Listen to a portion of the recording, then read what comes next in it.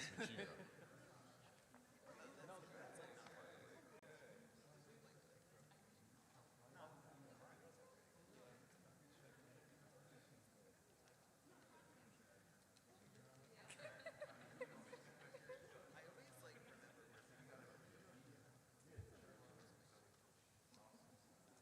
In church? Well, it's not our church.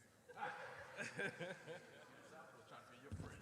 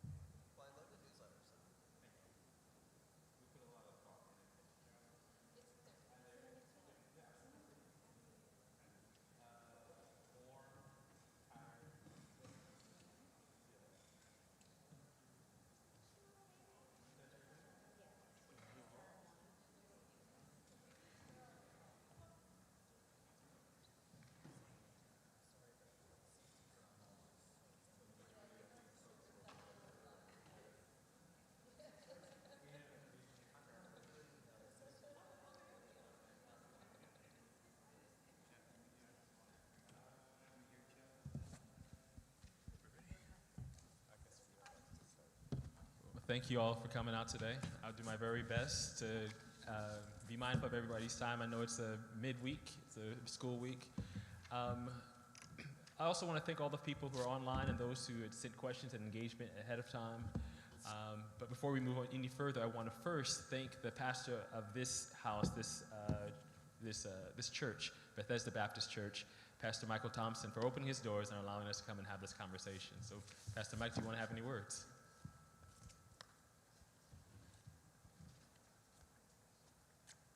Thank you, Ellis. We are grateful that you are here today. We welcome you to Bethesda Baptist Church. I am a native Washingtonian, lived in Trinidad during the 60s, and part of the 70s. You can hear me online as well. And so we believe that our doors should not just be open for worship, but for gatherings like this, because we are very much a part of this neighborhood. 105 years we've been on this corner. We've seen a lot of changes.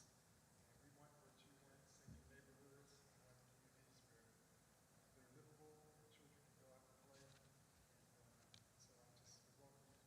We just ask that you recognize this is not my house. It's God's house. And so if we could just respect each other in a dignified way, because we had meetings before where people curse and dishonor God's name. And so we just ask that you that you honor what this house stands for. And that we listen, because as we listen, I think that's where we can really learn from each other. We can make decisions that are probably majority that just not really. I'd like to open us up with prayer. We always gather together. Essentially, we always open with prayer. God, we thank you. We're very grateful for this day that you've given us. Lord, we pray your blessings upon this meeting. We thank you for all the preparation that has gone into place. Alice and others in this neighborhood. We know that you're concerned not just about salvation, well, most of all salvation, but you're also concerned with where we live, who we interact with. You're concerned with dignity for human life. You're concerned with safety, because it's in you that we live and move and have our very being. So Lord, right now we're praying for wisdom, and we're praying for clear direction.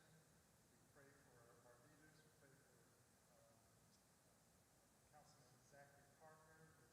Lift up the police, those who protect us, those who govern us, those who have authority over us. Heavenly Father, the word says, Romans 13, that we are to pray for those who are ruler over us, because they're concerned about our livelihood. So Lord, just have your way tonight. In Jesus Christ's name we pray. Amen. Well, I wanted to know if we can start from the far left side to just do a quick introduction. This meeting was called because we have members of the community. A lot of them are centralized around the Montello Avenue. It's been, for the past several months, maybe longer, a hotbed.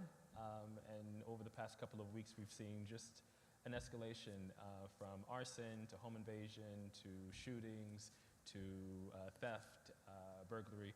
All of this happened in the last span of 3 weeks from the same neighborhood, from the same 30 square feet block. And so I know that each of you have been stakeholders in Trinidad a lot longer than I have, and that you guys are also doing amazing work in this space. And so just to level set the conversation, if we can start from CIMIC down to good in this way, just to acknowledge, the role that you have in making our community safer in Trinidad, the stuff that you guys have been doing. And then we'll get to some questions. Sure. Good evening, everyone. For those who don't know me, I'm Captain Philippe Simic. I've been with the Metropolitan Police Department for 17 years, and I've been in the 5th District for about a year and a half. I'm a captain that oversees this area, 506 and 507, Trinidad being that it's within 506. So this is obviously my area as well. Yes, I would like to say, unfortunately, everything you just said is true. We have seen an upstick of crime in the area around here, like Ivy City in Trinidad. Last one, obviously, being the last one, big one, please correct me if I'm wrong, was the ADW 1900 block Capitol. But even leading up to, in that case, we had an adult male that was shot one time. Thankfully, he's alive, he's well. But even prior to that, we had a handful endangerments with a firearm. We have a reason to believe that Ivy City is beefing with none other than folks from Trinidad. So it's close to home both ways, and this is right in the middle of it. So we do have our intel unit, we have our detectives working the case, every single case, very hard to get to the bottom of it, to find out who the players are so that we can arrest them and make the community feel safer. With that being said, would you like me to go through 506 stats right now or wait for it? You can, yes. Sure. So I actually looked at, instead of the entire 506, I'm going to focus on this area, 2,000 square feet around this address. So that's going to encompass pretty much the area we're talking about right here, Ivy City and Trinidad. And what I see, actually, the total crime, believe it or not, is down more than 50% for the year. I'm happy with that. Homicide, we're down 66%, although even the one that it's showing, it's still debatable as far as how it occurred. Sex abuse, we have 0. I'm very proud to say that because that was also the case in the meeting I had earlier today for PSA 507. Assaults with dangerous weapon, now this is a big one. The entire city is actually up in numbers for assaults with dangerous weapon. This area is actually 1 down. Now, what's interesting about it is because we had some few publicized cases here lately, like the one 1900 Capitol, which we're still working. Overall, for this area, ADWs are down by 1, from 14 last year to 13 this year. Robberies, on the other hand, are up by 1. They went up from 12 to 13 this year. Property crime, this is probably where we made the biggest dent. I don't know if you guys remember last year, theft from autos were a big sticking point. Well, last year we had 85 at this point. Right now, this area, year to date, 6. Theft from autos. Basically, people breaking into vehicles and stealing items. We have only had 6 reported this year. We had 85 last year. Now, we did arrest a whole crew that was doing it last year, and I'm going to have to go on a limb and assume that that's probably the major reason why theft from autos are down like that. Thefts are also down by a significant margin, almost 20%, from 43 to 34. And motor vehicle theft is down by 33%. Last year we had 21 stolen vehicles. Right now it's 14. Again, that's not for the entire PSA 506. That's for the area, 2,000 square feet surrounding this address, right?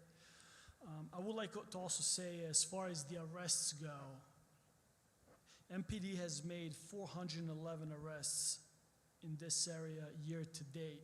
64 of those have been drug arrests, and 28 have been weapons violations arrests.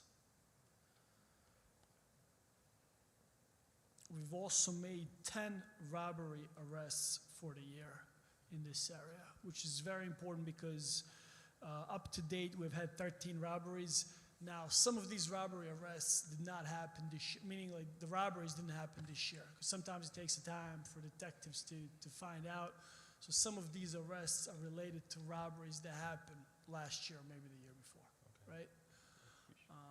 But that's pretty good. So what I'm trying to say is, before we continue with any questions, I like the work that a lot of the 5D patrol members as well as crime suppression team members with a help from federal task officers have been doing in 506 and in this area.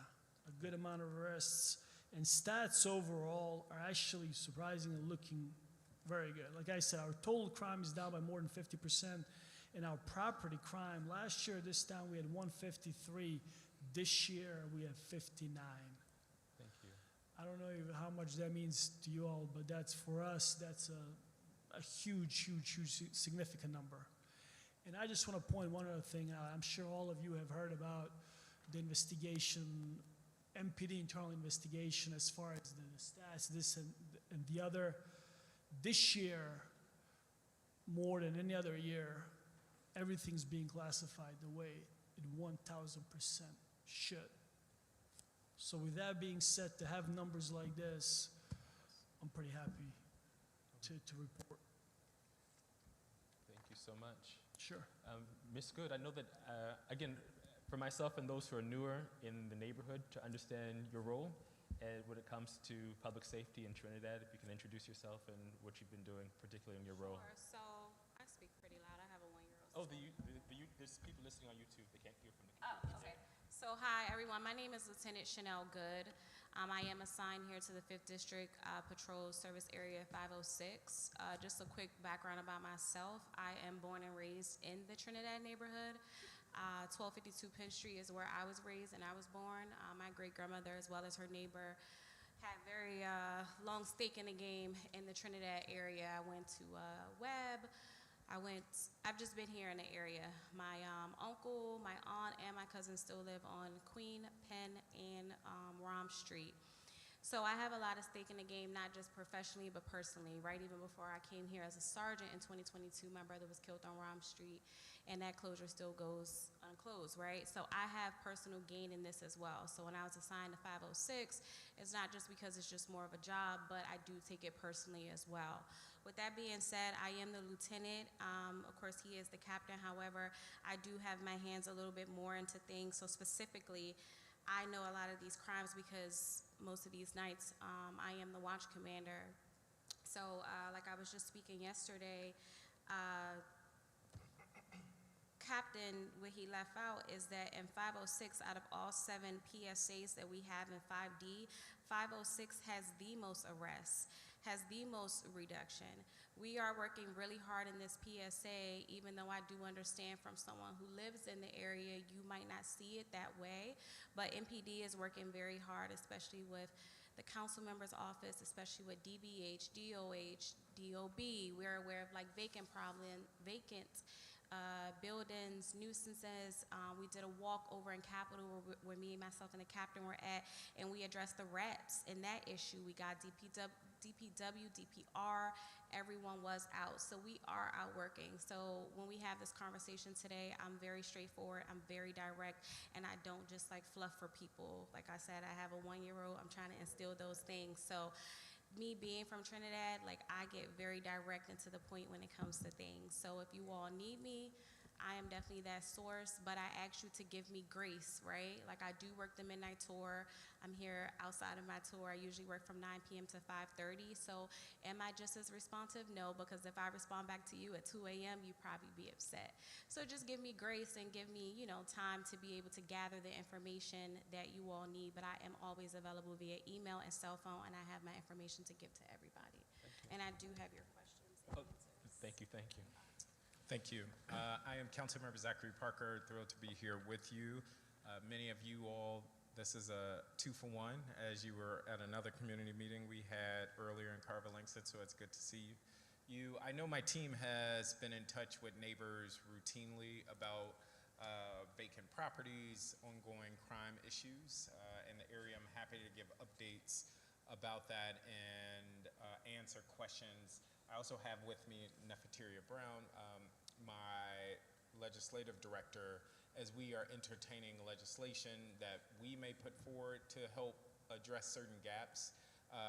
It is my understanding there's questions around legislation that has already been passed by the council but hasn't been funded. And so there are some gaps that exist there as well. But my hope is that through this conversation, we can have a better understanding of what is happening, the agencies and partners that are owning different parts of this work. And if there are things that we need to do more, I'm happy to commit to doing that. I would just also flag in this broader area, we are actively working both on an abatement front, so with the Department of Behavioral Health, to deal with the opioid crisis that I believe may be driving a lot of the underlying issues in the area. For the 3rd year in a row, the council has funded a opioid abatement program for the Ivy City community.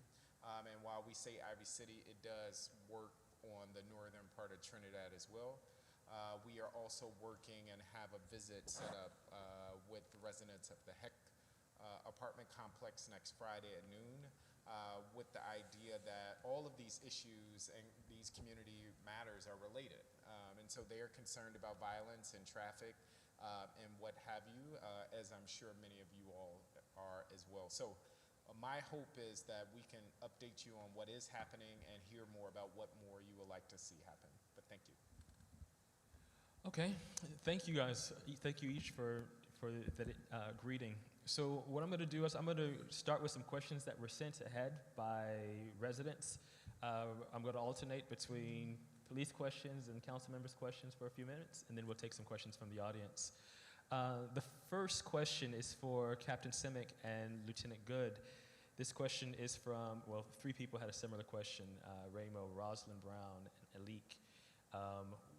Why is open-air drug dealing allowed to present openly on Montello Avenue and Oren and Neal Street and West Virginia Avenue? And what immediate actions will you take to dismantle these operations in these hotspots? So, why? Who, what, where, when, and why, right? First of all, I had a conversation just yesterday, 40 minutes, with a Trinidad resident, and she brought up this, and she brought up the Montello Deli.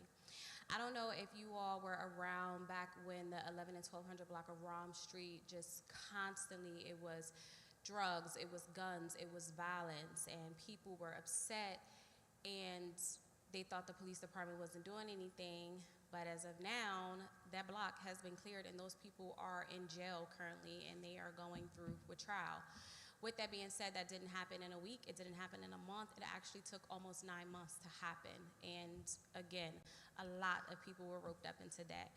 I'm saying that to say that it's not just why, like, we're so blindly allowing things to happen. It's just that things happen in steps and procedures, right? So if you all are not familiar, we do have a unit called the narcotics. If older people might know it as NSID, but it is the narcotics unit that we have, and we do have crime suppression as well as the task force that is set to aid and go with them everywhere they go. They do have op plans and strategies that, unfortunately, or it shouldn't be unfortunate, but it's not up for public disclosure for you all to know and be privy for that information. What I will say is that, yes, we are aware of the crime. That's why we have these stats. That's why we know these things. We have UCs. So we have that working and operating. I'm not going to bluff you and look you in your face and tell you by December if there will be a change, because I don't know. I don't know how they work and how they strategize these things when they have these big ops plans. And this is all over the city. They had one really big up Kennedy Street. I don't know if you all are familiar with that in Northwest. So they have these big, and by they, I mean the Metropolitan Police Department, we have these big operations that we all work separately in units. So I don't know if that's a sufficient answer, but that is what it is.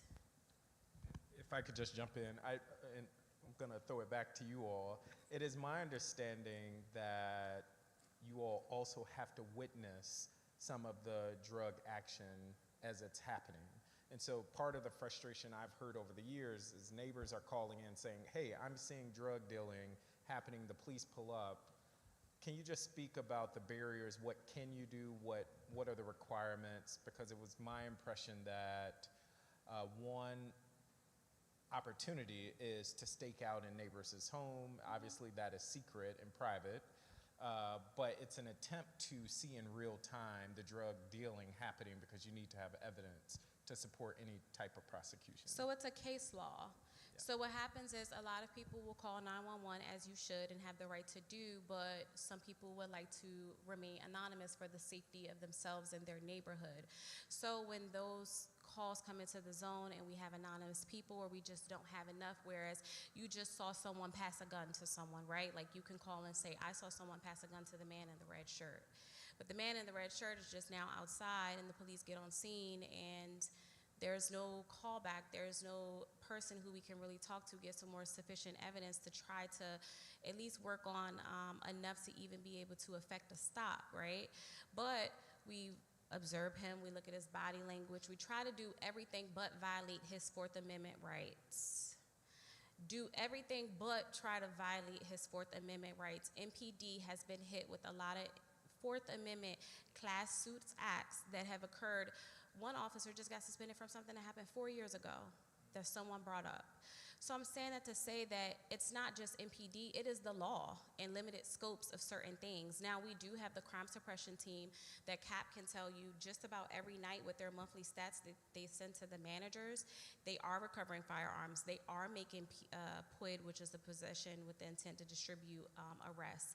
And they're making them in Saratoga, they're making them in Ivy City, Trinidad. They just had a big one where someone called. Yeah, someone just called about that. The resident was like, something is going da-da-da-da, and then here are the police, and we made a really big sting of arrests. Like, they are bringing in the stats. It's just that maybe you all don't see it as much, but yes, there are, to answer your question, there are things that stop us, and it is law. It's the case law that we do. Well, this one I'll toss back to Councilmember Parker. This question came from Queso. The question was, why does Trinidad not have the same public safety resources as Capitol Hill 2 blocks away?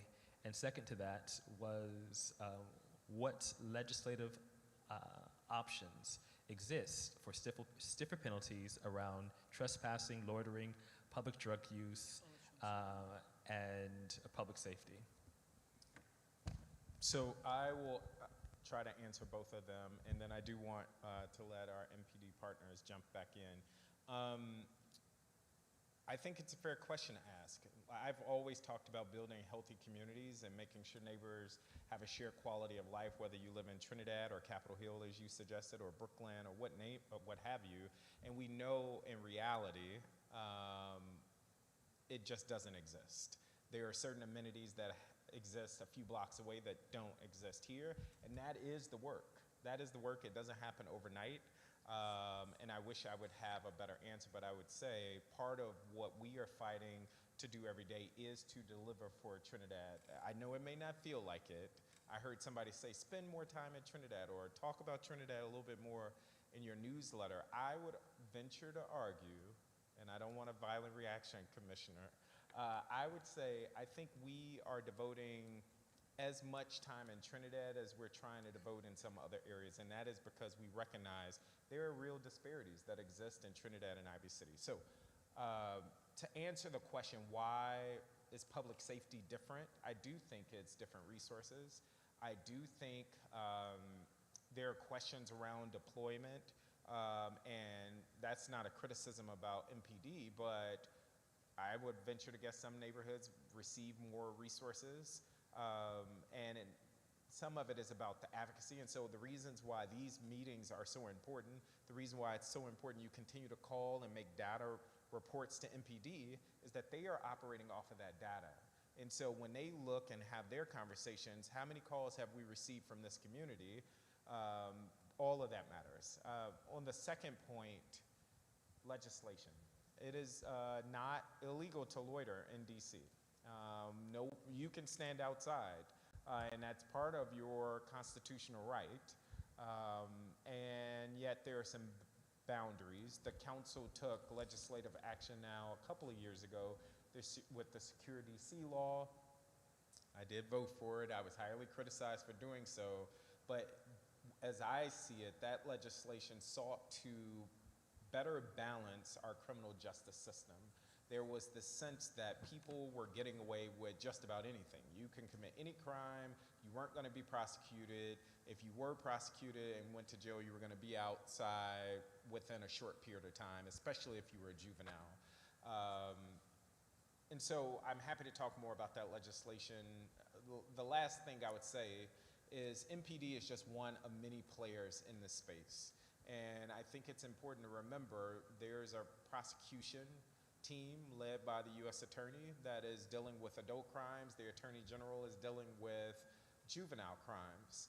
I can speak for our MPD partners to say I know it's really frustrating when they are working around the clock, they effectuate arrests, and that case is not papered, or that young person is just released back into the community. And I'm not advocating for locking young people up, but part of these conversations need to also touch on the entire ecosystem to think about how are we actually holding folks who commit harm accountable. And I don't know if it's just MPD. I think we should really look at what's happening at our U.S. Attorney's Office in their papering rates. Thank you. I will turn it back to the police department. I'm going to piggyback on something that was said earlier on having to see certain crimes in action, right? Like for the hypothetical narcotics dealing, right? A neighbor anonymously reports narcotics dealing or something like to the effect, and by the time, even if it's 2 minutes, by the time MPD responds, there's just a person matching that description walking or sitting in the area. This question came up frequently for MPD, and the question is, Lieutenant Good, can you deploy temporary cameras to Montello Deli, that 30 square yard area that we understand that there's a hotbed now? Can you deploy temporary cameras there to alleviate some pressure immediately whilst we wait for, I know there's a process for permanent cameras, and we have residents here from who remember temporary cameras being put down, I'm gonna mess up the street, Sims, and how it reduced crime and it increased the public safety, but when they left, it kind of reversed. And so now that we recognize that there is a hotbed and it's a process to get a permanent camera, can we deploy something temporary there? So because of data, right? Oh, love gentlemen.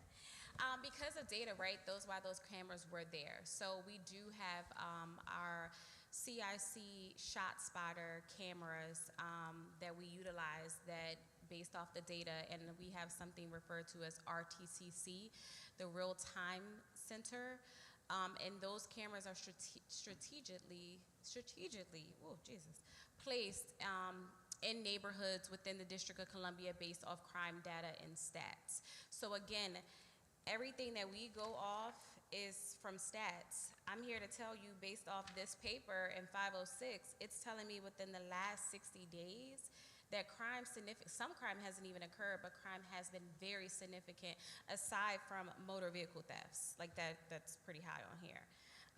So with that, we go every day, a crime analyst sends us out a report. And in her report, she breaks it down from the district, the PSAs, the types of crimes, and that is how data and stuff. So to give you a direct answer, I'm going to say no. Right now, temporary cameras cannot be deployed. However, we do have a working system where if you all who have cameras built in, we have a rebate program as well that you can go online, and I have that information. But if you feel comfortable anonymously, if there's a crime that occurs in the area or you would like to give us access to your video footage or camera, we can get that. We can get a detective, not in a cruiser, not in any type of uniform, to get that information and get that camera feedback.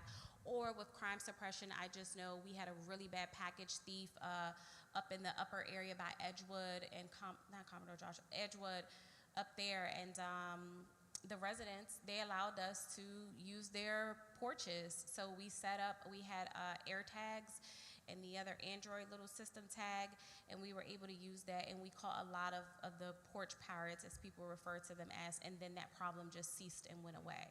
So again, it's a lot of components to things. If we can work well and together to come up with something, even if that one avenue doesn't lead us to what you all probably would want.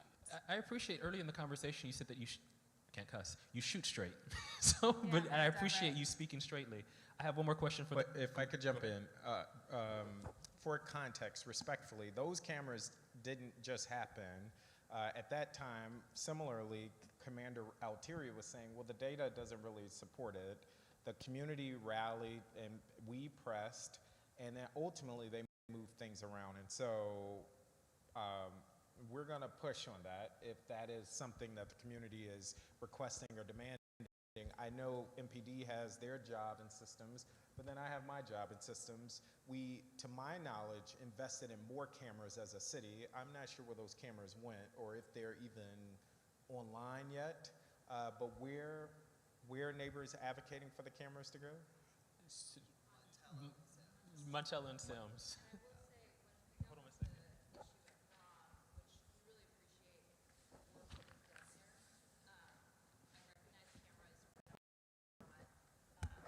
The be all and end all, but it was an important part of determining parents to deal with the issue on ROM, and I think we want to see a more proactive approach. I wouldn't say it's as bad as ROM was, but it is pretty bad. There's consistent drug dealing happening there. There have been 2 shootings in the past couple of months there as well. And it feels like a solvable problem. I know you guys, I'm sure, are doing a lot of work behind the scenes that maybe you can't tell us about, but we as the community want to see more active presence there. I know many have asked for like a cruiser to be posted there. I know we have heard from the police that you can't just do that. There aren't resources to do that, but it's a... Okay, I'll let, I'm sure you have some context, but while I have the mic, Ellis, is it okay if I make another point, or should I do that later? I just want to also touch on the issue of vacant properties in the neighborhood. Yes. And I'll just share a personal anecdote. So I live next to a vacant home. It was not vacant when I moved in 5 years ago, but has become vacant. Many mornings I wake up and there's someone who's been sleeping on the porch. There are often people who are there at night doing drugs. People are passed out. There is consistently trash, clothing, all sorts of things left on the property. I call and report this. I call the police non-emergency line whenever I see it because, as the council member said, I understand data is important. And it feels like people are talking past each other a little bit. And I will give Adriana credit, who's been helping me liaise with Department of Buildings. What they have said is basically they've done what they can with the property. They've abated it. It was broken into. They put boards up. I need to report to MPD. When I report to MPD, I've been told by multiple officers that they can't do anything because the property owner didn't report this. They can't secure, no one can secure the property on the outside. I was told by one officer that I should put my own lock on the gate, which I think is illegal and I'm not going to do, but it just feels like everyone's saying, call MPD, call Department of Buildings, like, who's responsible? It feels like a solvable problem. Maybe it's not. But it's very frustrating to me in my everyday life, and not to make it only about me, but I do think the vacant property issue is a broader issue in the neighborhood. And I appreciate what you said, council member, about the opioid issue. It's definitely driving it. I've lived in the neighborhood 5 years. I don't think I've ever seen anyone proactively speaking to any of the folks who are clearly struggling with addiction. Maybe I've missed it. I'm sure people are out there, but I've never witnessed it myself. And I would just end by saying, for the council member, several of us met with Nefertaria recently to talk about the vacant property issues and really appreciate your leadership. I think there's an opportunity, not just a problem here. We're facing a huge housing crisis in DC. On my block alone, there are 4 vacant townhouses and a vacant condo building. 2 of those vacant townhouses have caught fire twice in the 5 years I've lived in the neighborhood. Many of these properties are not owned by individuals. They're owned by corporations or LLCs who are not doing their job. They don't live in the community. They have no responsibility to us as neighbors. And I think that if you've demonstrated you can't be a good property owner, there are so many people who want to be good property owners and who would welcome an opportunity to take over some of these properties. We've seen it in other cities. Baltimore, Detroit have done proactive programs to make it easier first-time home buyers, people who just want to be homeowners or be responsible members of the community. So my pitch to you, council member, is, and I think it's well timed with some of the affordability challenges we're having in the city and the new mayor who'll be taking office. It's not just a Ward 5 problem, it's a DC-wide problem. Totally agree. And I know we don't have like the support of the state the way Detroit had with Michigan or Baltimore has with Maryland. I know we don't have a lot of money in DC, but it feels like the tax base would increase if we could get people actually paying their taxes on these properties and would make Ward 5 just a better place to live. So I filibustered a lot and I said a lot there, but appreciate the opportunity, appreciate Ellis for organizing. And I'll just hook on to that.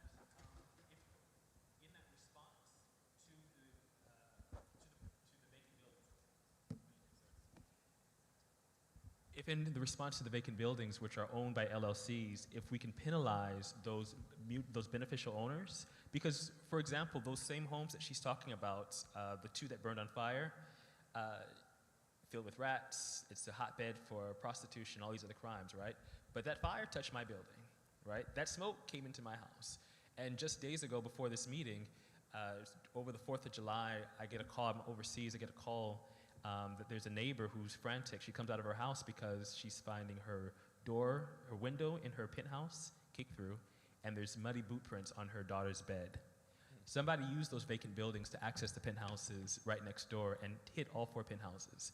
And so, but the people who were once beneficial owners to that property, you see their names of their house, names they're selling houses all up and down the road. How can we penalize those bad players, especially those corporations who are not adding any value to the communities, but are still allowed to do business in the same district? It was a lot there. I would say in terms of the properties on Montello, I received word today that the developers or the owners have committed to securing the property. Now, securing, I'm not sure what that means, but I would imagine that means putting a lock on the gate. And so we are working with them to make sure that they actually do that. A big issue with Department of Buildings, and it's open secret, is that they lack enforcement. Like, they just don't enforce their own laws. It is something, every year I've been on the council that comes up in oversight hearings, and we haven't quite done anything about it as a city. And I'm happy, I'm gonna turn to Nefertaria, that is something we're actively working on. And so what I will commit to doing is working on a legislative fix to address gaps, and I'm happy for neighbors to be a part of that process between now and sometime this fall. The other thing I would say about the legislations that are already on the books is part of what you're talking about has already been put forth through legislation. For instance, there's penalties for multi-violators. There's the vacant to vibrant legislation, but the problem often is funding, and much of that bill has not been funded. But Nefertaria, what would you add, both in terms of what is the status of current bills, but also where there might be opportunities for us to close gaps? So for the Vacant to Vibrant Act, as the council member said, a lot of it has not been funded. There was one portion that was funded through this year's budget cycle, which should be effective in October, and that's the part that relates to creating property maintenance plans. So I think once October hits, and we'll have to verify this with DOB, but any vacant owner should be creating a property maintenance plan that has to be submitted to DOB, and it's supposed to also allow there to be civil penalties. So if they violate that plan that's in place to say, I'm going to secure the property this way, this is how I plan to maintain it over a weekly period, over a monthly period. If there are violations, they're supposed to be penalized. It's supposed to range from $1,000 to $5,000 per violation. What I'm not clear on is how those penalties will be accrued, how they will be forced to pay, if that will become something that is part of their taxes at the end of the year. I don't know. I don't have answers to that yet, so I will try to find those out for the community. But as the council member said, and as I heard from the community, there are other enforcement mechanisms that we do need to look at to try to make this legislation a little bit better, to give DOB more teeth to be able to enforce some of these laws. There are a lot of things that were put on the books for Vacant to Vibrant that we do need to see implemented. I think that will have a really great effect on reducing the amount of vacant and blighted properties that we currently see in DC. Just to give the community a little more insight into what's in the bill, one of the things that the bill will do is increase tax rates for folks who have vacant and blighted properties once they're reported. It will also allow the Office of the Attorney General to foreclose on certain vacant and blighted properties. That's something that we know is a concern for the community. How can we get these properties foreclosed on faster? How can we get title out of these owners' hands so that someone else has the opportunity to go in and develop and to do great things with those properties? One of the other things I wanted to mention, because I know this came up as well at the meeting, I believe there will be some tax credits as well. Can't remember offhand what those will look like, but there will be tax credits for folks who are purchasing vacant and blighted properties. Again, this all needs to be funded, but those tax credits will allow folks to use those credits towards development of those properties. So those are going to be ways for us to really get the community involved and folks to be able to really expedite development of these properties into useful buildings. If I can just add one other thing, and I know I've kind of monopolized, sorry. Enforcement is an issue. Another commitment I am going to take is to arrange a conversation with the director of DOB. Now, Director Hanlon only probably will be there for a few more months, so I would just keep that in mind, that any commitments that are coming out of agencies in the short term may not necessarily be what happens when there is a new administration. But to give you an example, I think it's a problem across government. Our government doesn't enforce its laws. We look to MPD to enforce the law against individuals, and yes, they should. And that's part of my personal frustration, not to get too political, that we are wanting to criminalize young people, but the rest of the government isn't doing its job. DLCP, I'll give another agency. That is our licensing agency. We have a law that you can't sell flavored tobacco, and you can't sell it to young people. We have so many examples, I'm sure in Trinidad, Ivy City, but throughout the ward, where businesses are in fact selling illegal merchandise.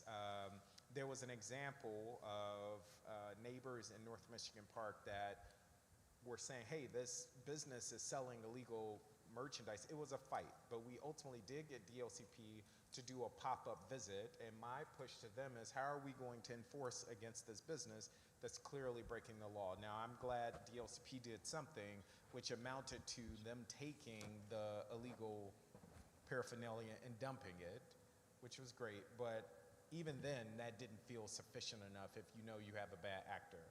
That is something, again, with a new administration, perhaps we'll see something change, but we are thinking more broadly about what are the enforcement mechanisms to push on the laws that are already on the books. Can I just say something really quick too when it comes to unlawful entry? We had an unlawful entry that occurred in Trinidad. This was last week when I had the watch.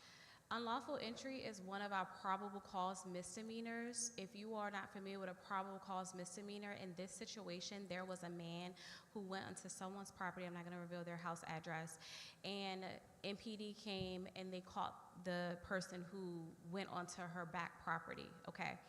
This man was able to identify himself. He gave a name, an address, and with the probable cause misdemeanor, unlawful entry states that you cannot make a mandatory arrest, because at this point when MPD got him, he was walking down the alley and they stopped him, matched off the description. You cannot make an arrest for a probable cause misdemeanor if the person is, one, able to be identified so that at a later time a warrant can be issued, if they are not destroying or tampering with evidence, or if they're really gonna like cause harm to this future wise, right? So in this situation, the man was apprehended. He said something like, oh, I didn't know, I was just, whatever he gave as reason. The officer was able to identify him, and according to the DC code and law, that officer, what they did a warrant. So the person walked about their day. They were not immediately arrested. I will tell you as the watch commander, if they made an immediate arrest because they were able to identify them and not break the probable cause misdemeanors, I would have detention journaled them, which means I would have told the officer that he was wrong and subject him to discipline based off the DC code. So that upsets people, right? Because all you saw was someone who came onto your back porch, opened your door, and whatever their true reason was, right? Because a burglary means that the person had an intent to commit a crime, any type of crime. They had to show that there was intent for us to say that that is a felonious offense. And in that situation, if it's not, and it's just an unlawful entry, which is a misdemeanor and a probable cause one at that, if you all are not like domestically related, that is a warrant. That is the law. That is our law. We are not going to bend that law or change that law, because that puts back discipline on us, and that comes into violating, unfortunately, the offender's right as well.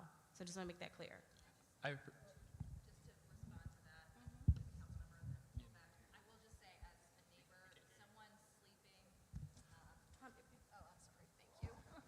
Appreciate it. I will just say two things. One, as someone who lives next to a porch where people regularly sleep there, that feels like trespassing. I understand what you're saying from a legal perspective, but functionally, it feels like trespassing, and it feels as though MPD won't do anything about it. Lawfully won't. So what do I do as the neighbor? How do So- I address that issue? Sure. Actually, I was waiting. I wanted to answer that because you brought that up a few minutes ago. That situation is different. Why? Because you're calling and saying, hey, these individuals are still inside. So we would see them breaking the law. We observe it. That's different than if you call and that individual is now down the block. So with that being said, really the point I want to make to everyone here, but I'm going to talk directly about that case, right, just to make it very easy. If you call and you say, hey, this is a vacant property, it's been properly secured, signage posted, it's clear as day, and I know for a fact right now that 1, 2, 3, doesn't matter how many individuals, doesn't matter the age, nothing, they're in there, and they shouldn't be. Now we have a full right to go in. So really what I'm going with this is, if that's the case, and you have an officer saying, hey, there's nothing we can do, what I need you all to do in that case is either call 911 and request an official, a sergeant to respond to the scene, or you can call the watch commander's phone as well. I have no problem with that, because under those circumstances, the answer, we can't do anything, they shouldn't be saying that because it's simply incorrect. Does the porch count? In this case, in yours, I've been speaking to Hazel from DOB, and it's not properly secured with signage. So that is what prevents us from taking law enforcement steps. There's a blighted sign on the door. Right, but it wasn't filled out correctly because I saw one and it did not have everything like with the marker and it wasn't correct. You really dot the i's and cross the t's. I understand you guys have to. Because I know. speaking to this person because like I said, I take pride and I'm very direct when I speak. count because it's not that person's property? No, because no. And I do appreciate this particular question, but I know we have. Yeah, we'll talk. Yeah, I appreciate it.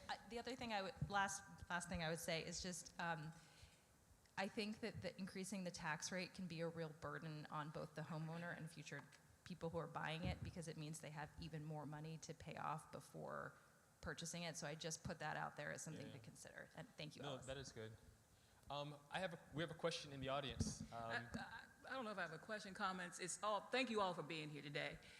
This conversation has been a bit mind-boggling to me. I appreciate my new neighbor, 5 years in, who brings to the attention of the panel issues that have been long-standing, ongoing forever in this area, okay? So with that, Councilman Parker, I'm gonna direct this to you as far as your next term sitting in the seat that you sit in. When you talk about the community and engaging in the community, how do you plan to do that? Because you need to start somewhere that is missing, and it's a gap, okay? It's a real gap. We're missing each other. We're talking and we're pointing and we're doing this right here, and it's not working. So we need to go back to some very basic steps and ways of doing things. And if you need people to volunteer, I'm right here. We're right here. We're right here, okay? So we need everyone to be included in this process. Secondly, when you talk about the property maintenance plan, I think that's what I heard. I think you're talking about vacant buildings is what I heard. What about the buildings that are occupied? To me, it's some things that could happen where you tie programs together. We have a brand new building, less than a year, that was renovated a block over from us. 1,500 block over. The building, I don't know what the owner planned to do with it, but currently, families have been placed there. Not a problem. Families should be placed. Families should have right to placement. However, if you look at this building today, after less than a year of placement, the building looks like it did prior to the renovations, as people had to evacuate the building, be removed from the building. So what are we doing with tying these families to the housing program so that when the owner rents to them, not only is the owner held accountable, but the families that move in get some type of daggone training where they also are held accountable as well. Simple, very simple in my mind. What's missing there? What legislation needs to be created? What needs to be added to the legislation to have folks from both angles, perspectives, be adherent to the regulations and the laws, and something be enforced there? Am I making sense? Just tell me, am I making sense or am I crazy? No. Because sometimes I feel like I'm crazy in what I'm seeing and thinking and hearing in this way that we do business in the District of Columbia in 2026. I'll answer this in a number of ways. To your first question, I'll say 4 things quickly. The issues in Trinidad, I appreciated your original point, are long-standing, decades long. And so I do respectfully think it's unfair to say, hey, council member who's been here for 4 years, why haven't you fixed all the issues in Trinidad? I think having these conversations and the work that my team is engaging with alongside partners is evidence of the work that we're trying to do. The second thing I would say is there is a difference between the executive and the council. I'm going to keep beating this drum. We have a new mayor coming in, and I think if I could say respectfully, some of the shortcomings that communities are experiencing is a fault of a faulty executive. When we talk about DOB not enforcing, when we talk about agencies not following up, when we talk about trash not being picked up, litter not being picked up, and the list goes on, those are executive functions. Now, that's not me trying to point the finger, but the problem, and I forget how many employees are employed by the executive, but there are thousands. A team of 9 people in a council office cannot make up for the faulty work of thousands of executive government officials. Again, so the part of the council is to legislate and to conduct oversight. I'm taking notes here in areas where I will continue to push, including on these properties. How can we penalize the people, the owners? I will explore that as well as generating new laws. The third thing I would say to your second point, I've heard that concern before. If I'm being honest with you, legislation or a program that you're talking about, I don't think would pass muster in DC. Because what you're suggesting, and I think it's coming from a good place, is that certain folks need training to coexist in a community. I've heard it spoken about, I've heard that type of suggestion spoken about regarding Section 8 homeowners. Well, if they're gonna come into my community, then they should learn how to exist in this community. While there may be some merit to ensuring that folks have more than just a voucher, I agree with you. You can't just give someone shelter. They need supports. Sometimes that's mental health. Sometimes that's coaching. Sometimes the list goes on. We do have those programs. Yet I don't know if there's a mechanism where we can force that onto someone that doesn't want to accept that for themselves. And so we do offer it, yes. No. So I would say our rapid rehousing program, for instance, is an example of that. Now, we've just made some changes, but the concept behind the rapid rehousing was we're going to provide you housing and we're going to give you a time limit in order to provide resources alongside the housing so you can get on your feet. That's how I think it should work. So I'll give it. But your point is well taken in the sense that we should be neighborly and we should be good neighbors with each other. I don't think that's just about income level. I think that's about all neighbors, whether that's picking up your dog poop or making sure the alleyway is clean. That's something that we all could probably work better at. Sorry about that. Yeah, and so on that topic, first of all, I'm sorry, I say Glasses. Auntie Glasses, the chat's going off about you. They really liked your comment. So I just wanted to say that it's been well received by the people who are online and on the WhatsApp groups and everything. He's looking at it here, the axiom. But what I would say about the responsibility of having, first of all, the homeowners who are bringing in program tenants, they are not absolved from maintaining their property because they've had program tenants. And so rather than the onus being on the residents, right? I'm speaking as someone who was not just justice involved, but I was homeless. People know my story. I was homeless for a while, so I understand putting extra burdens on homeless people who are trying to stabilize themselves ain't right. But there are some folks who, let me just fill this house with Section 8 folks and not care about my lawn, not care about the upkeep, not care about having security on the building. I think those things need to be taken a look at, especially if they're getting, if their revenue, if they're paying their mortgage with an offset from state funds. Something to look at.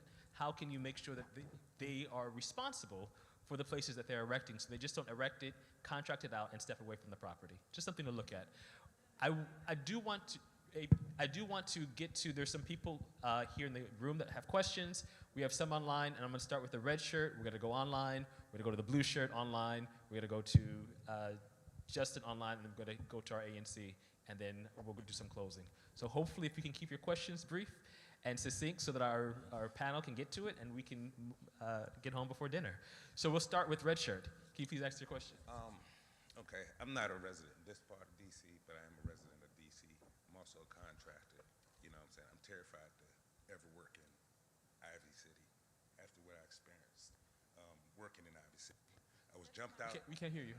Well, my voice carries, so I'm sorry. I'm not used to holding the mic. So, long story short, I'm traumatized. I'm a returning citizen. Also, a person that from 801 Shelter. Also Adams Place. 10 years ago, I was homeless. So I'm also a recipient of housing, okay? I came a long way. I suffer from PTSD from police, you know what I'm saying? So, make this long story short, okay? I was doing a job right around the corner. All right, I'm full contract, outfit, work, everything. Your jump out guys profiled me. They went around the block. I went inside to take some more of my tools and came back outside, going to get some more tools. They came back around, 10, 20 cars deep, profiled me, harassed me, and everything. I had to cancel my job out, right? I don't know if I still look like a drug dealer at 50, you know what I'm saying? But it frustrates me to death that I can't even live and do right without getting harassed. You know what I'm saying? And I remember back when I was younger, and I grew up in this church too, just to FYI, from Reverend John D. Bussey days. I remember back in the day, my day, we had the little red hat people, you know what I'm saying, crime prevention program, which was the neighbors. We had recreational programs. We had a lot of stuff going on, but there's none of that going on. And y'all have been saying you got program this, program. You don't have programs. It's only for certain nowadays, certain sects of people. And they're even selected and chosen because I ain't receiving no programs but only one. And I fight just to stay on that, just to get off of it, but there's no resources. What you say is resources. So I had to create my own resources. But the point of this story is, what is the safety for the people, the men, which we don't talk about because the victim is the black woman. Where's the safety for us men that's trying to be right and not say, let's go ahead and just go back to 21 years ago. I'm gonna give you what you want because I'm tired. You know what I'm saying? Because I'm tired of hearing about the programs. I got about 1 billion camera light tickets, but you can't find anybody that just murdered somebody. You can never find, but you can find my faded tag in pitch black, but you can't find a criminal. Yeah. So I don't know. I'm not woke. I'm asleep. I'm gonna stay asleep because everybody else is woke around me. But I just want to know what I'm supposed to do next after this, because right now I'm volunteering all my time because it's not even about money at this point. It's about the people in the community because you ain't none of y'all saving us. You know what I'm saying? It's about the people because I don't feel safe around the system anymore in this federal land. You know what I'm saying? I can't even do right without you saying, hey, you're a man, black. You know what I'm saying? And I don't want to make this an racial thing, but I'm just telling you the facts of my everyday living. So you know what I'm yeah, saying? you're not woke or sleep, you're upset, right? So everyone, no, listen, you're upset, and that's a human vulnerability, right? The other night I was driving home, I was tired, I worked the double, I got pulled over by Glen Arden, I ran the stop sign, they saw my firearm, guns drawn. I'm upset, right? Because why did that happen to me, even though I was just getting off?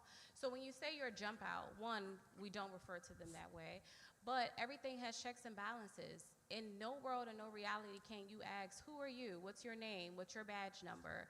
We have BWCs. I'm just saying, I'm not taking away from your experience, but when you just simply say jump outs jumped out on you, I don't know how to respond to that because that very well might not have happened in the 5th District, but because it was the Metropolitan Police Department, you want me to take account for that.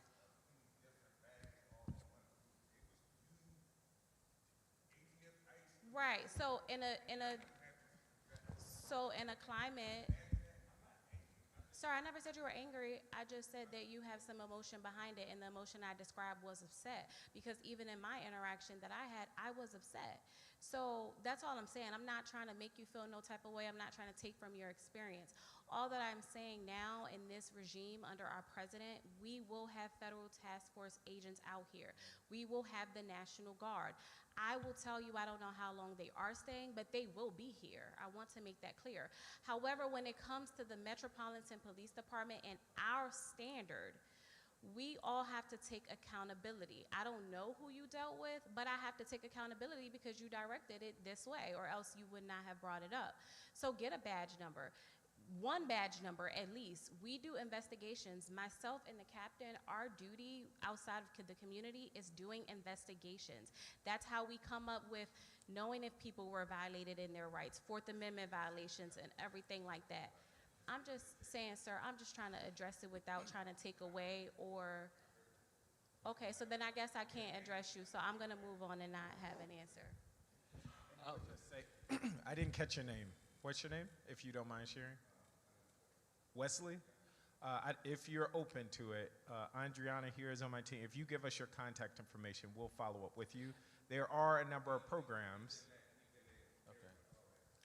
Okay. Okay. You've been in touch with my team? Okay, fair enough.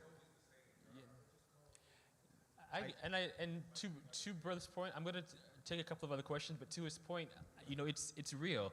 I was, we remember, the residents and the police remember, maybe 2.5 weeks ago, there was a shooting on Montello right outside the door, right? Right outside, well, we heard noises, and it was, you said what? No, it was a sounds of gunshots. It was endangering with the firearm, but in our stats. No, sorry, not a shooting like someone got shot. Shots were fired on Montello. Sorry, semantics, let me get my words together. Shots were fired. And when the shots were fired, right? When shots were fired, multiple neighbors called because they heard gunfire. And a description was given. I think another, because I engage with the same gentleman that he's talking about, ATF and other agencies, multi-agency response to that area. And they were picking up people, like a lot of folks got caught. And I could understand being caught in that, and I understand you bringing it up. So I just wanted to give space to it. But like both Good and Parker had mentioned, there's resources here. I want to take the ANC question, a question online, and then we have one more question in the room, and then we have final remarks so we can get home to dinner. Our ANC, Salvador. To Wesley's point, there was a huge amount of jump outs occurring last year. I mean, I was a victim of one. I was just doing community service. Residents called saying that we were doing something, and they jumped out on us. But I see a trend. I recognize that a lot of the natives from the neighborhood might recognize the difference between someone just, you know, shooting their own time on the block and others thinking they're doing drugs or selling. It tends to be newer neighbors that are not kind of fully aware of the differences. And I've seen this happen, particularly in Ivy City, where we've had newer residents calling on neighbors and almost weaponizing the police against them and causing this mistrust with MPD. And it hurts someone like myself. What I want to see the community trust our officers, because we have good officers, luckily, in the 5th District. So I just went to that point. I do want to say it does occur. We do have a lot of racial profiling in Trinidad, and it does happen, particularly to the black males in our neighborhood. And I will say to that point, we need to find a way to kind of fix that, resolve that in some sort of way. I know that's a very difficult ask, especially from MPD, but I just want to make it clear that people do call the cops when they see a group of young men, black men, outside, and it's very common. And I've seen it happen to just people just enjoying their day, and that's a culture in our neighborhood. So I just want to make that point. But going to the council member, Mr. Ellis mentioned earlier, we do have bad actors that buy properties in DC. And I've had it myself where I've heard neighbors, new neighbors, come into the neighborhood and say, oh, we knew it was bad out here. We thought it would change in 3 years. When I hear something like that, that tells me you never wanted to be part of the community. But we can ignore one household. But when you have corporations, businesses that buy up a whole block, and they can afford these fines that you're mentioning, and they're still buying more and more and more, I think that's a bigger problem than our actual neighborhoods even gentrifying. So if there's a way to kind of tackle that issue where we have these businesses buying up households, buying up properties that can be owned by people that actually live in the neighborhoods. I think that's something that we can start with compared to other people that just move into the neighborhood and don't want to be part of the community. The bigger issue is these big money folks that come in and can afford to buy up and deal with these fines. So I'd love to see something like that. And I would agree that that is an issue. Corporations that go unchecked and in many ways operate as mini hotels and, to your point, buy up the block, and they could care less about the conditions or what's happening with neighbors. That is on our radar for sure. Thank you. A blue shirt and then Justin in the front. I just want to, Yeah. I just want to the police that in my time, so I've probably been here as long as you've been alive. So I've seen the difference in Trinidad when it was shootings every day.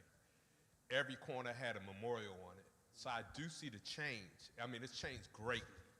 My children couldn't attend public school here. So that still might be a problem. But what I'm saying is I appreciate what the police are doing. I've seen the neighborhood change. I've seen it to get better.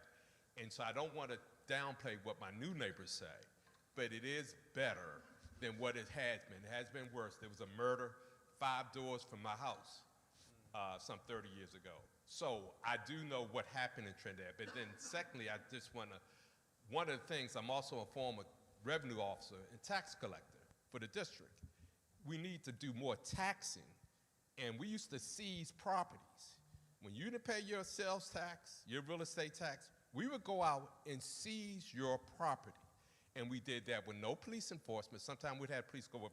But we would go out and seize properties from these folks. And so when we say to young, we do need to tax them more, but then also trying to participate in the tax sale that you have.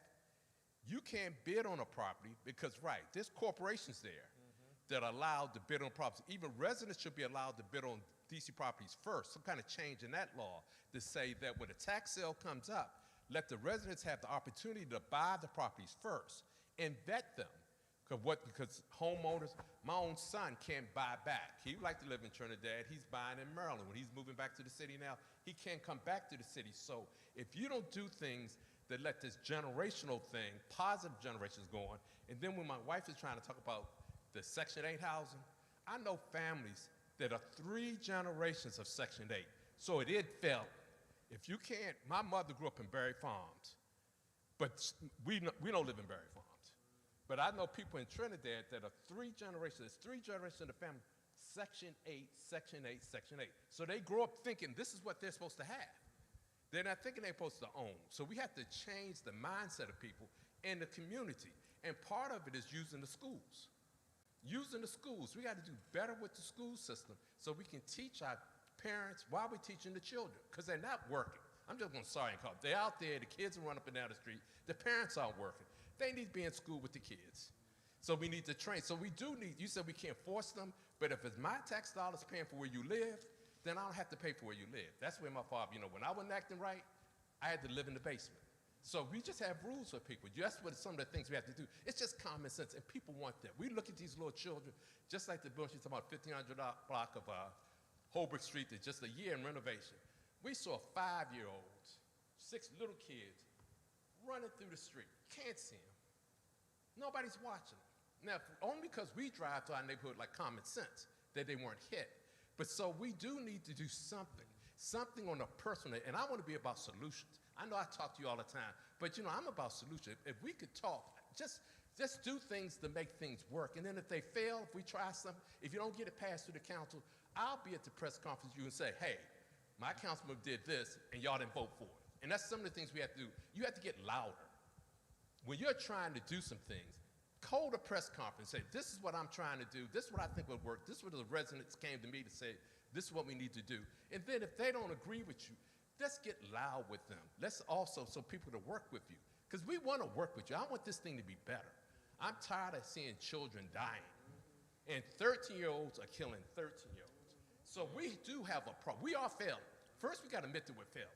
That's not the police fault either. That's not the police fault. When a 13-year-old kills a 13-year-old, it's not the police fault, because like the girl got shot in an apartment building. That was twice. Within a year apart, shot in an apartment building along with her family. That's not the police problem. We ask the police to do things that are social issues.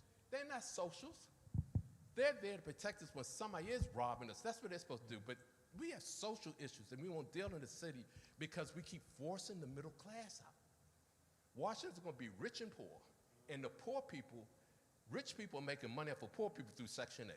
My son, well, we have people rent. It's $5,000 a month to get a 3-bedroom house.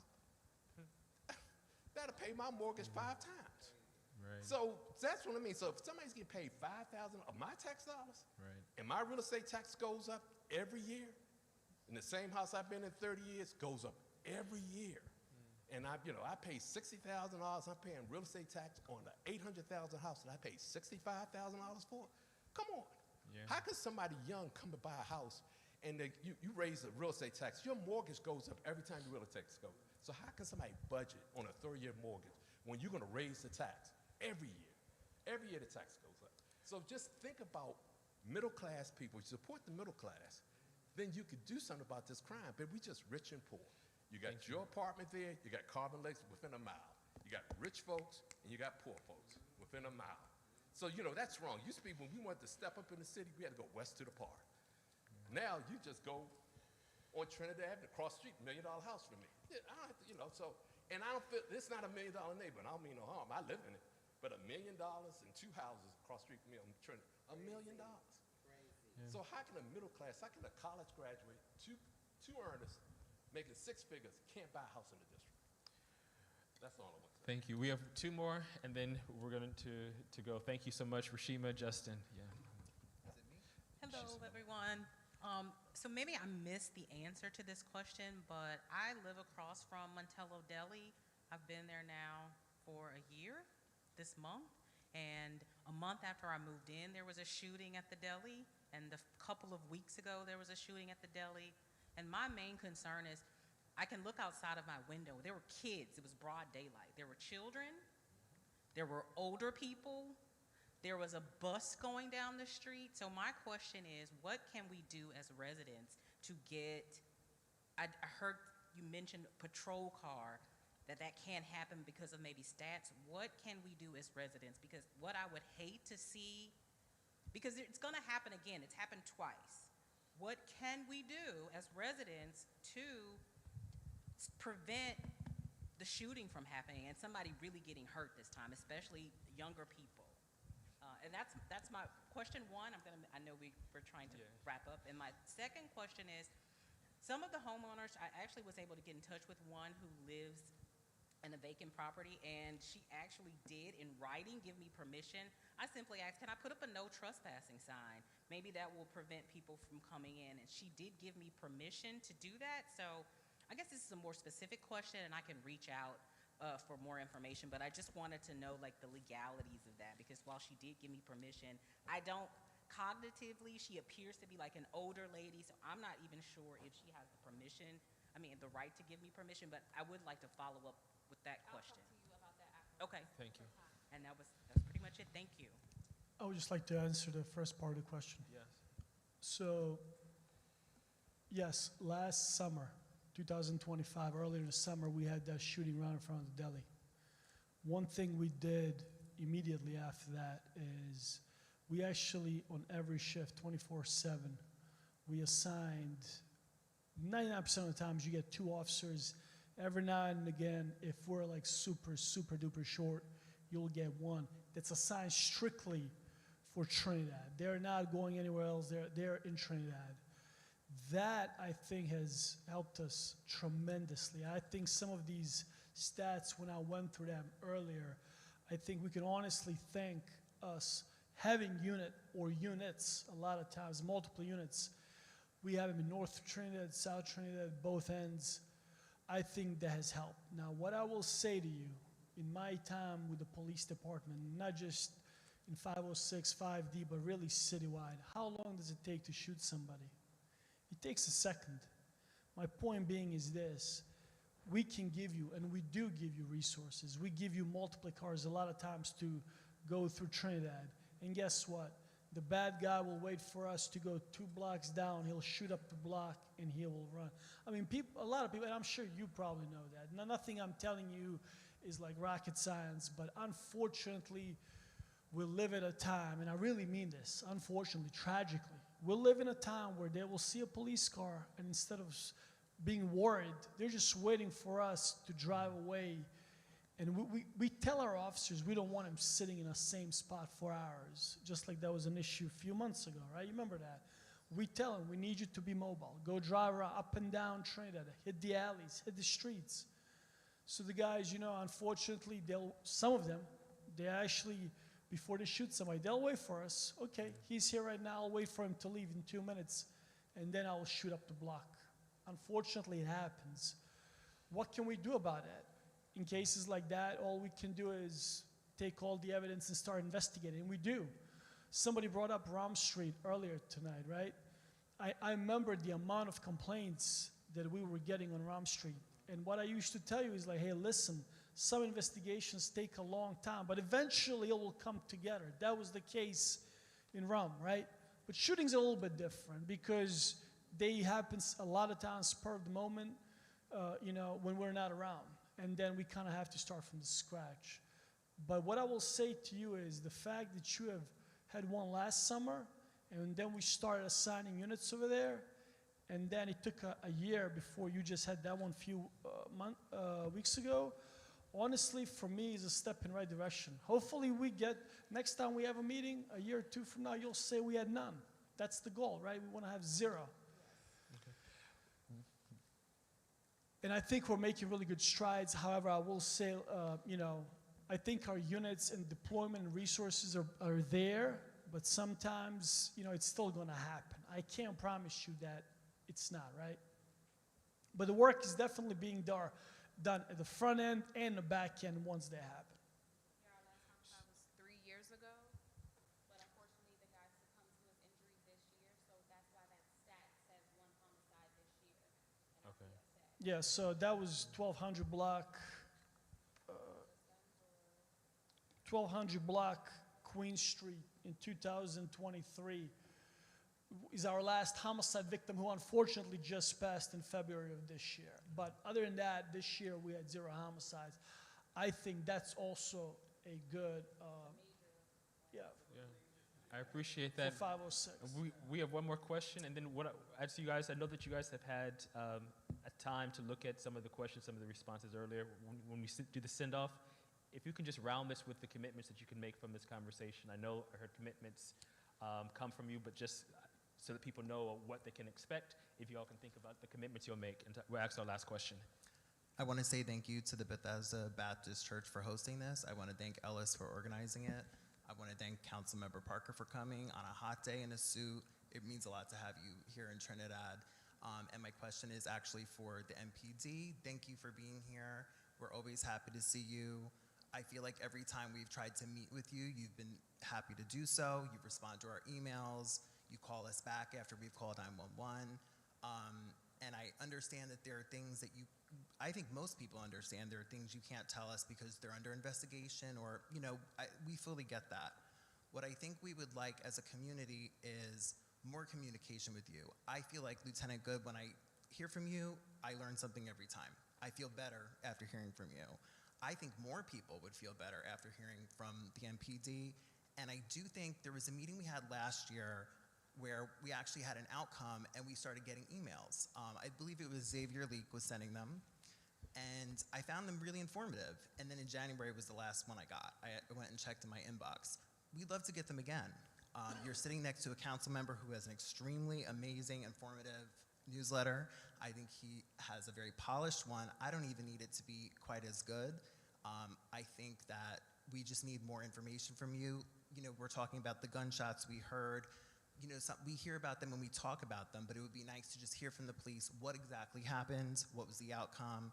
Maybe you can brag about your stats. It sounds like, there's plenty to brag about. And I'll also note that the neighbors repeatedly note the improvement we've seen on ROM. I see myself the improvement we've seen at Kovacs.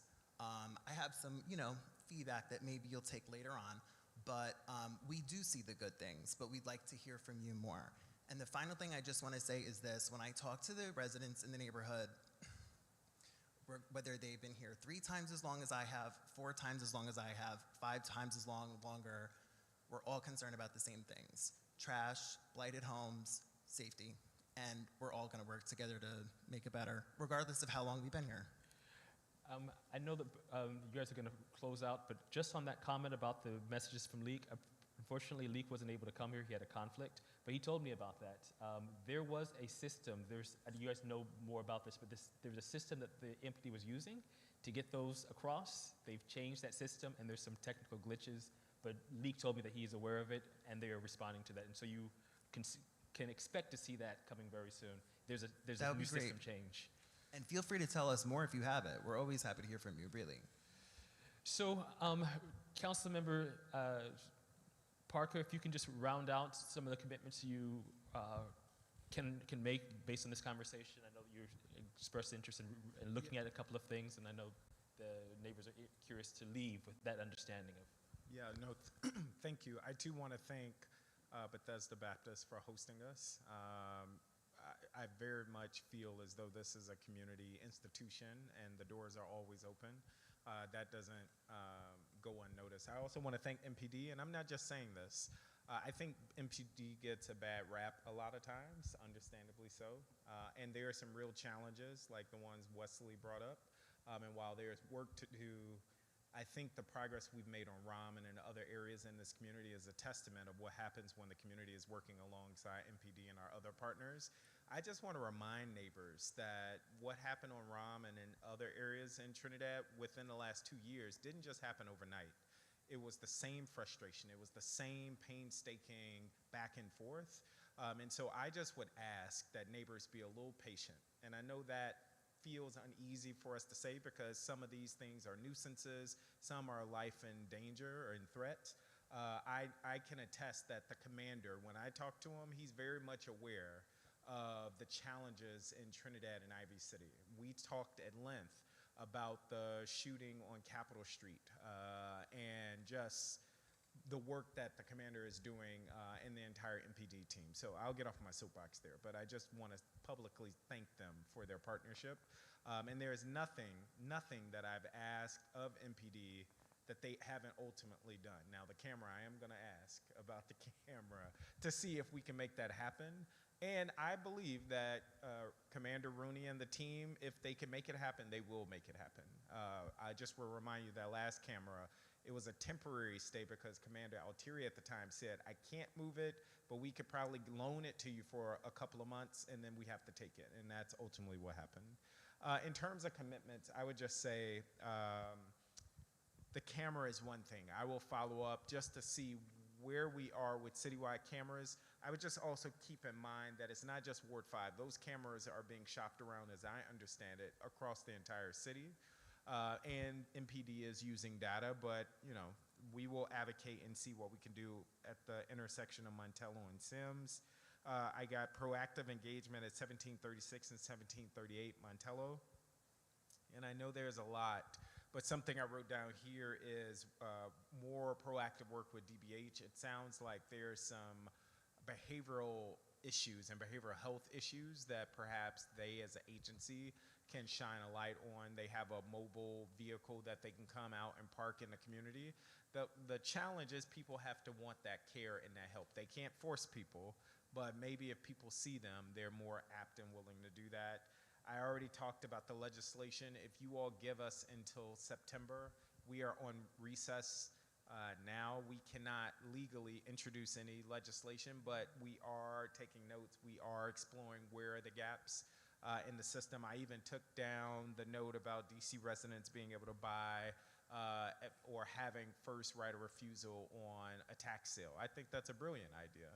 The challenge is operating within the law, and many of our corporations with their high-powered lawyers know how to circumvent certain laws, and so we just have to be mindful of that. And the last thing I would just say, my team is currently, as I mentioned earlier, in touch with the property owners of the vacant homes, and we got a commitment today that they are committing to securing the external fence. We will ensure that they follow through on that, as well as continue to communicate with the community.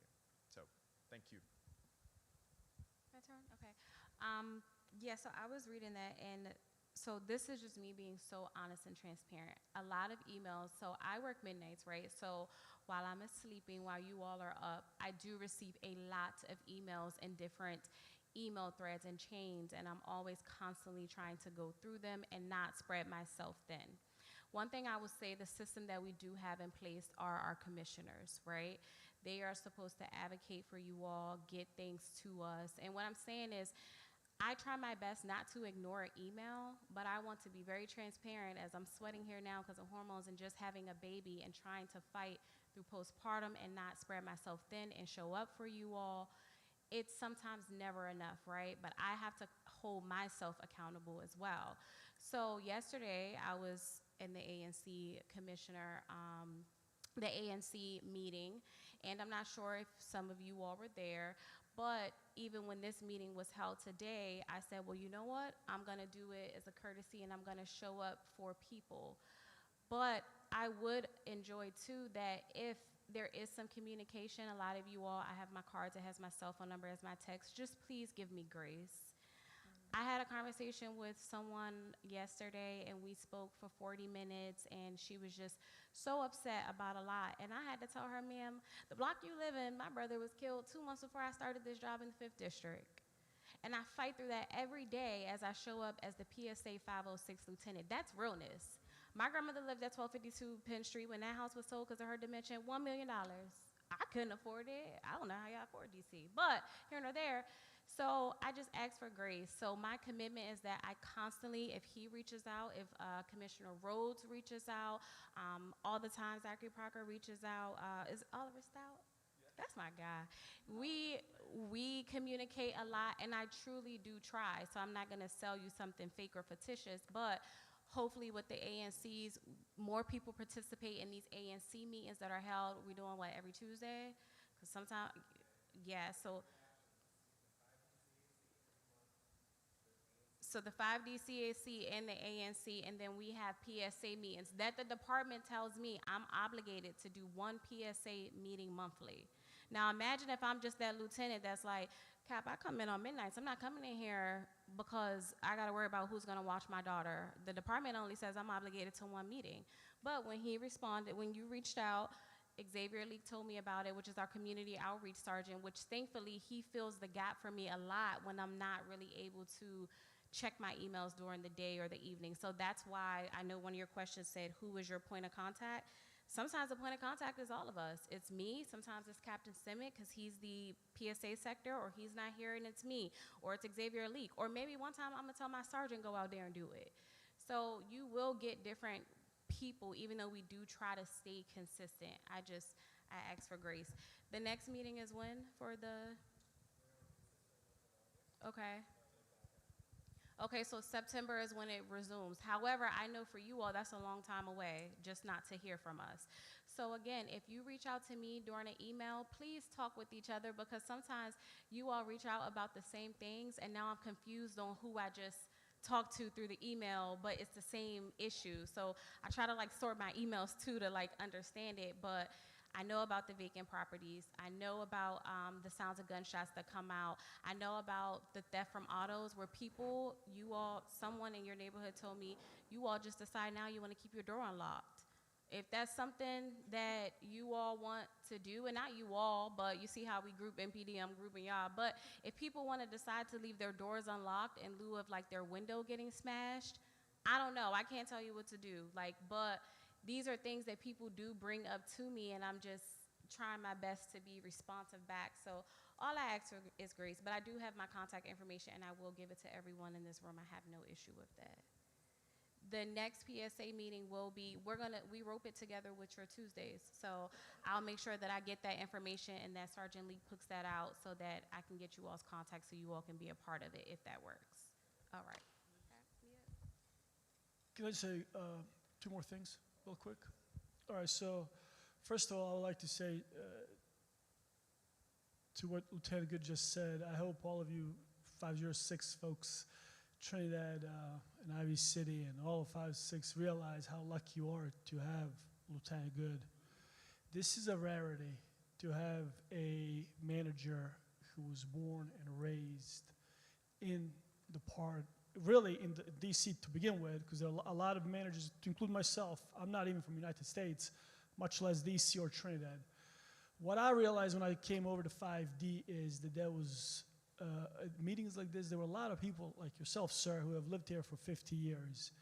And I really felt that you guys deserved to get a lieutenant and a manager who was invested with the community. And I feel that by picking Lieutenant Good, I think you're getting one of the best lieutenants you can right now with MPD, who truly cares and is committed to you all.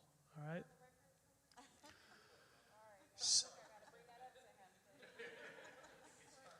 Second thing I'm going to say is,